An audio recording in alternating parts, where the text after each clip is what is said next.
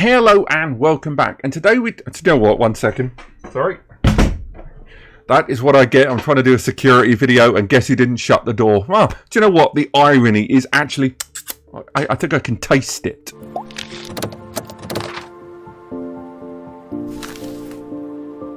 Hello and welcome back. Yes, that is right. Today we want to talk about NAS security. It's a really dull subject, but necessary. Not, ever since network attached storage devices have arrived with the ability to connect to the internet, that very same day, I'm sure someone on the other side of the world went, we're going to have a go at this. That's right. When it comes to network attached storage and network security, the two are incredibly important side by side.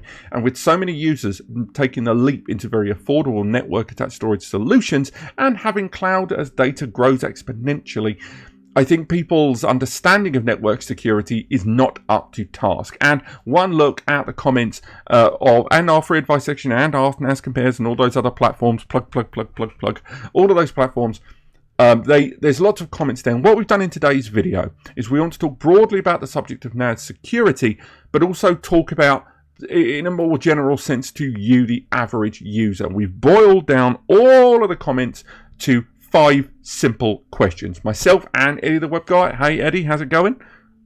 Good. We are going to talk about these 5 questions. And again, this covers pretty much the gamut of the majority of things that we are asked about. Number 1, and I'm reading my notes. 1, how exactly do people get hit by ransomware, malware? How do these things happen? And if we know how they happen, why do they keep happening? Number 2, are third-party cloud storage like Google Drive and Dropbox and OneDrive, are they just, safer? Are they better overall? Number 3, what is the very least thing, keyword there, the least thing you can do to ensure you're protected as much as you can from ransomware, malware attacks and security breaches? Remember, least is keyword there. Number 4, the question is, if ransomware is as persistent and a numbers game as we say it is, and only one step ahead, what is the best things you can do to preserve and, more importantly, restore your data in the eventuality of these things happening? And finally, number 5, if you, the user, were to enable auto-update and not connect your system to the internet, are you safe? Can you just go to bed and not worry about it? Those are our questions, and we're going to go for them all right now.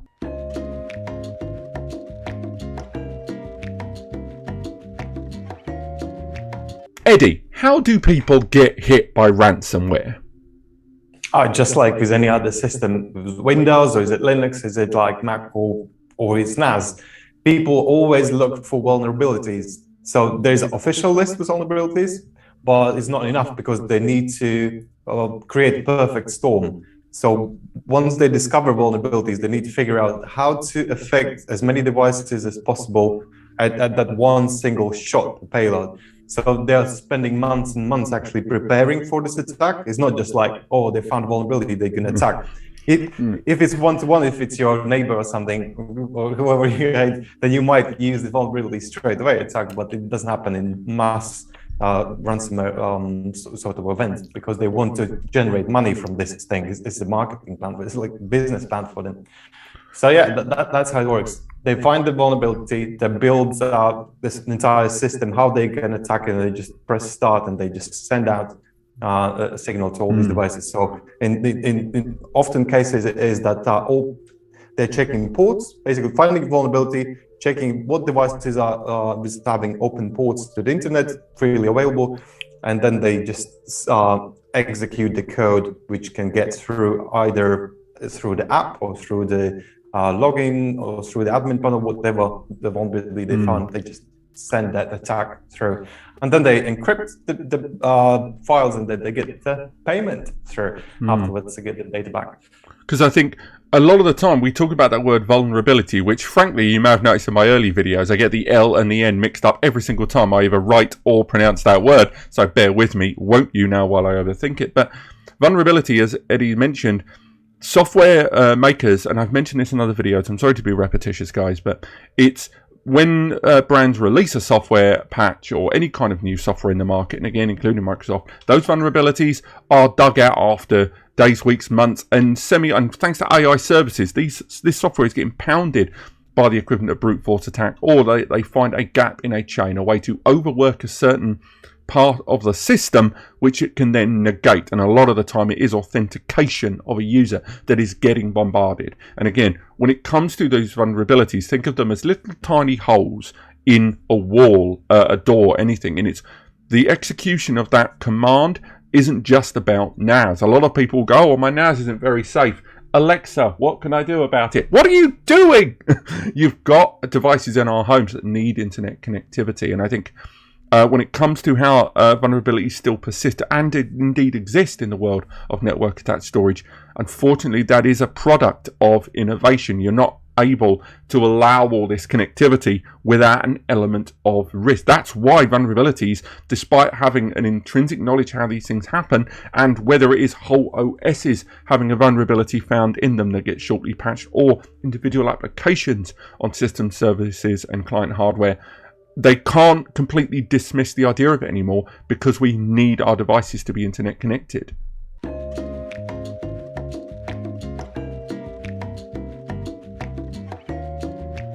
So, Robbie, what about cloud services? Isn't that more secure than a NAS? What would you say? Well, straight away, when it comes to cloud service providers, much like NAS, it comes down to you, the end user. A lot of people assume, with a sufficient amount of evidence, one might say, that cloud storage providers like Google Drive, Dropbox, OneDrive, etc., are intrinsically safer. They are very, very far away, in great big server farms there. They have huge amounts of mirrors and synchronization and backups and stuff in place. And restoration, if you're choosing the right cloud service provider, is probably easier as well, because a lot of these cloud storage providers, depending on the scale and the service plan you choose, include restoration points. They include that retention policy to bring data back. So at least in terms of recovery, versus value for money, in that regard, they are probably easier to recover, and safe is probably not the right word. They have more options of recovery in place. But I would not agree that cloud service providers are in any way safer than a network attached storage device, because at that point, unlike a NAS, which has its own often antivirus or restriction policies and indeed port forwarding and such, when you are dealing with cloud service providers, again, we're just going to say Google Drive, but this generally applies to all of them. Now it comes down to the client tools on your PC, your Mac, your phone, and more. Now it comes down to how that user interacts with data online. Having a cloud service provider, it has the backup of the data, but if your local laptop, phone, whatever machine gets infected with ransomware and gets encrypted, that then gets backed up to the cloud. Now, that's where your retention policies can come in there. But a lot of users assume when it comes to ransomware and malware that it's a failing of that NAS server. And it's not. It's about the surroundings and the setup of that server and gateways to the internet. And the same thing applies to cloud service providers, because most of the time when it comes to vulnerabilities on these platforms, it comes into two separate variables, vectors. The first is access to that cloud, people not having sufficient security implementation in place to access their cloud data there. Yes, things have ramped up considerably with a lot of cloud providers where they insist on two-step authentication. And if you're logging in from a device or an IP or a web IP that they don't recognize, they go, I'm going to have to double check you there. And they have that included, but there are ways and means to kind of disguise devices trying to connect to these service providers. The second vector, of course, as mentioned, is localized machines. They are, again, the machines we use that we're browsing the internet, we're not updating Chrome enough, we're not dealing with our network connection safely enough, and your local system gets infected in a way that you don't recognize. The ransomware is not actioned on the cloud like it would be on a NAS, because on the cloud it is basically Billy Bonus storage. It just sits there in stack. But localized, you're not safer if you are going to take your foot off the pedal in terms of security there. Cloud service providers provide you, for the most part, a better means of recovery, I would say. Again, depending on how you use the system. But I would not agree that cloud service providers are safer security-wise, because generally you're still reliant on the same localized hardware anyway. They're as safe as NAS in that regard.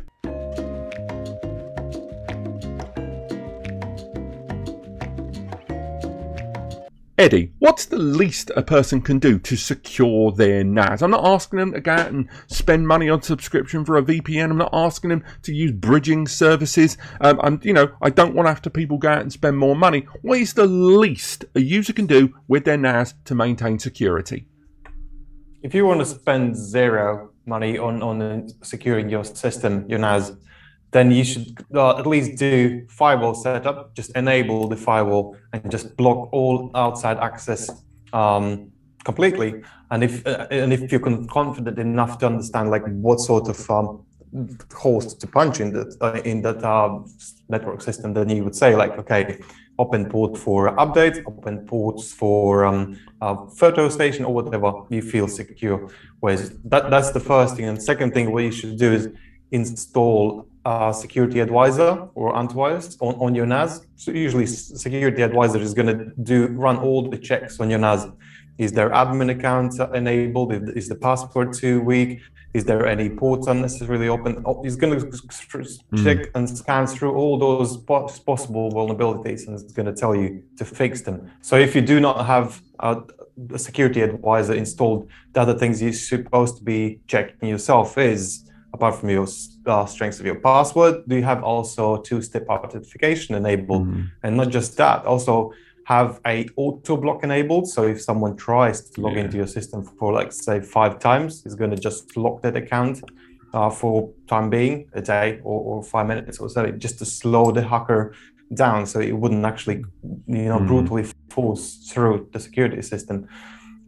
These are also ports. You can change the ports, how you access your admin panel, because by default, everyone knows that it's either going through port 5000 or similar. So if you change that to something 9999566, whatever, there's this wide range of ports you can choose from, and it's slowing hackers down because they need to scan through all these thousands of ports. It's really slowing them down.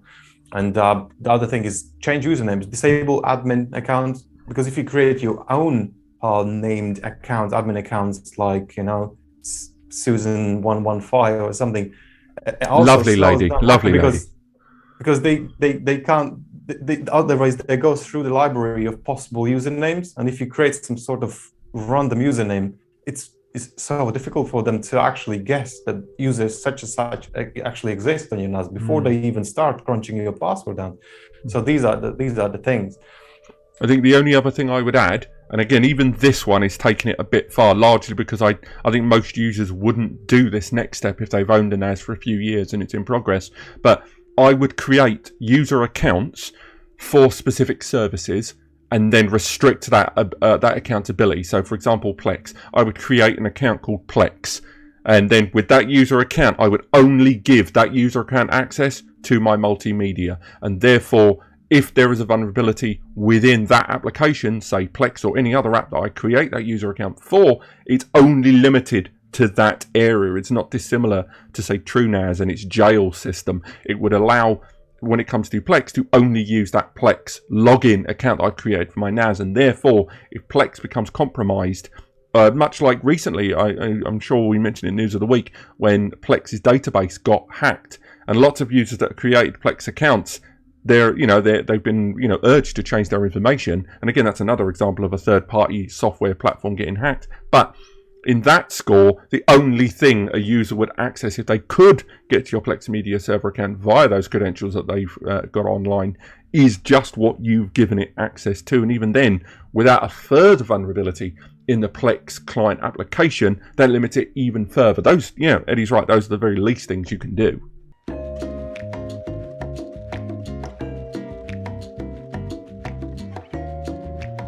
So, Robbie, since ransomware is so unavoidable, that one day or one shape or form it's going to happen, what can you do actually to preserve or restore your data? Again, this is the big one. Bless you. I don't know if you heard that cough on camera. When it comes to a NAS anyway, anyone that's running a NAS without any kind of backup in place, again, I've said this before and I'll say it again, stop watching this video and get your backup in place. But saying backup is often not enough, because there are users who technically did have a means of backup or a means of at least data retention who were still unable to do so under an attack of ransomware, many different variants over the years. But at the same time, the key methodology still exists. So it's a tier-based system. So you've got to think parity and redundancy and then backup, not the same thing. So, for example, if you are running snapshots, snapshots give you the ability to reverse files back to an earlier state. Now, you still need the original data, it has to be said. So in some cases, you can't utilize these with some vulnerabilities when they are exploited. I think malware, they're more useful. Ransomware, they have a very limited scope of possibility in use. But you should always have snapshots enabled anyway, whether you are utilizing an available amount of space on your existing storage pool or you're migrating those snapshots to an alternate location. Next up, obviously, an offsite or USB or remote backup. Do bear in mind USB backups still appear in the file registry much like anything else, so they are, depending on how you set them up for the connection, access and more, they can be affected by vulnerabilities as well, but still nonetheless I would say at least 2 backups all of your data and taking advantage of a cloud storage provider can be useful there. I do we on the channel generally recommend full sale object backup storage like Backblaze, recommended there.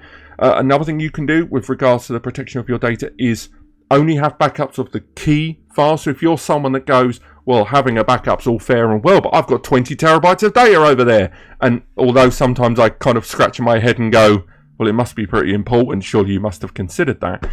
Not all of that 20 terabytes is going to be life or death. Figure out what is life or death. Put those in preset directories. Only back that up. You can get hundreds of gigabytes of data for free online. Even from reputable companies in the top 10 brands out there, utilize those services. If you've got a Google phone, congratulations. You've got a big old area of Google storage. I can't speak for iPhone users. I'm not one of them. There are other ways to get free data storage for cloud services of use. Just that key data there. And again, when it comes to that restoration, you've then got with most NAS brands out there now, you've got much higher tier restoration options and things like Active Backup Suite, as well as and QNAP have got Hyper Backup linked in with Hyper Protector linked in with BoxSafe and more. And the same goes for the likes of TerraMaster and Acer Store. Well, they've got their own alternatives to that for larger scale non-file format restoration and backup there. And the last thing is archival storage there. A lot of people, when they run a backup, and again, I can hear Mr. 20 terabyte getting angry at me, but having a backup in place with no versioning and no retention policy is not great. Because what you have there is data in a very specific state and you are limited by the frequency of your backups. And of course, everyone knows when you're running backups, it can eat up hardware resources, it can eat up your system's resources, it can eat up the network bandwidth. And most people go, oh, I'm doing 1 backup a day at the moment, I don't mind losing a day of data. But at the same time, that might be a big day for your personal or business life. So again, retention and just versioning of those backups is incredibly important. And again, the NAS brands are falling over themselves to make it easy for you. One of the biggest examples is Synology Drive. Synology Drive is probably one of the easiest ways to back up key data and include versioning, include snapshots, and roll in all of the things I've talked about into a single client-host relationship for backups there. So again, when it comes to preservation and restoration of your data, snapshots, versioning, and of course widespread, multi-tiered, and more importantly multi-site backups over time.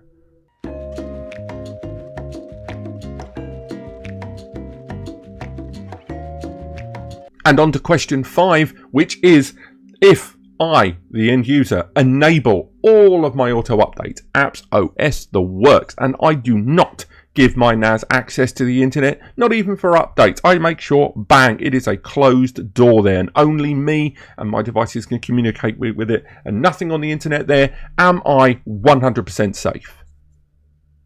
Well, it's always down to a weakest link in a chain. So yes, you're probably 99% more secure because all updates you'll probably run through USB stick, let's say, if it's firmware updates, if it's app updates, you just plug the USB stick in there and physically update your NAS. But if you connect it to your PC or laptop or something like that, that you introduce this vulnerability instantly because you don't know what's going on in your laptop. You know, there are viruses that can spread across the network, and once you connect your NAS to your PC, you effectively give access to your NAS from your PC. So it's very, very slim chance of something like that happening because normally NAS and your Windows and Mac systems are they're speaking different languages, but it's still possible. If someone wanted to particularly target you, that's what they would do. They would send the virus through your laptop or any device you connect to your NAS. But otherwise, yeah, I would say, yeah, the very slim chance. Which is a real shame because I think there are more users out there than particularly the NAS brands, but certainly myself would like to hear that have their NAS and never connect it to the internet, because you can still use all the services, everything from the AI powered stuff that uses internal resources to, you know, individual apps and services. And I think it would be fair to say that a lot of these apps and services run better with internet access, whether because they can access certain databases online or third-party resources, or that the apps themselves had individual updates. And I think most users aren't really going to do the USB method more than they are going to download the latest patch for their NAS on their laptop and then upload it to the NAS and let it reboot. I do think NASs are designed to work with internet access at the very least. Let's get rid of that. We're going to end the video in a bit.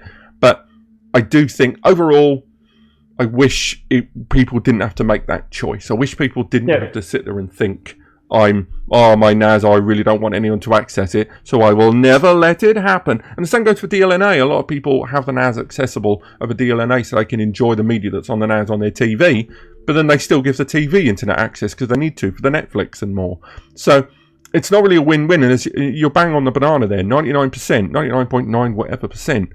But as long as there are devices connected to it, you're right. Vulnerabilities in those can still exist, and therefore that laptop becomes the hole in the door. It becomes the potential vulnerability to the NAS. But this has been answering all of the questions you guys have asked about security on NASs, boiled down to 5 straightforward questions. Now, again, we've been given questions on VPNs with regards to recommendations, which we tend to not like to do too much. One brand more than another. Of course, there are. I personally use Viper VPN, but again, that's not a plug. That's just me. But other than that, if you've got any other questions that we've not covered here, or at least didn't cover amply enough for you, let us know in the comments there. For you, Eddie, do you think there's anything we've missed today that you feel we should have?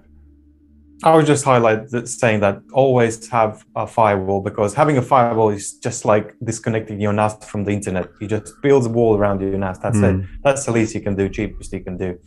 Because I think one of the things, going back to question 3, when we talked about the very least you can do, you may have noticed that the more subtle out there, it wasn't that subtle. We had to put a break in the middle of that question, because one of the things Eddie was talking about, a lot of the stuff Eddie was talking about to really protect your system was paid for. It was subscription. But I think now we're outside of the questions, Eddie. What, other than the very least, what would you recommend they do about firewall and remote access?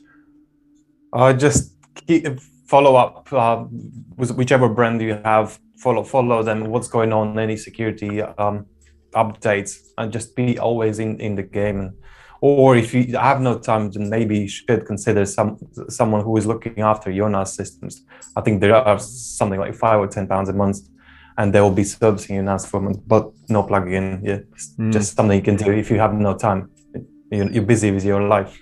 It's a real balancing act, these devices. I think most people that buy them, there isn't a driver's license for NAS, is there? But anyway, thank you so much for watching. I hope you guys have enjoyed this. Again, let us know in the comments. There should be links in the description to resources we've talked about today and recommended network settings. We did a whole video for, I believe, I think they're all live now. All of the NAS brands recommended security settings for each of the popular NAS brands at the moment that you need to enable. That hopefully they're linked in the description or they're on the side of the screen. But other than that, cheers for watching. Click like if you did enjoy it. It helped us out ever since YouTube took away the dislike button and any of its power for end users. So again, it didn't help us either. And click subscribe if you want to learn more. Other than that, we will see you next time.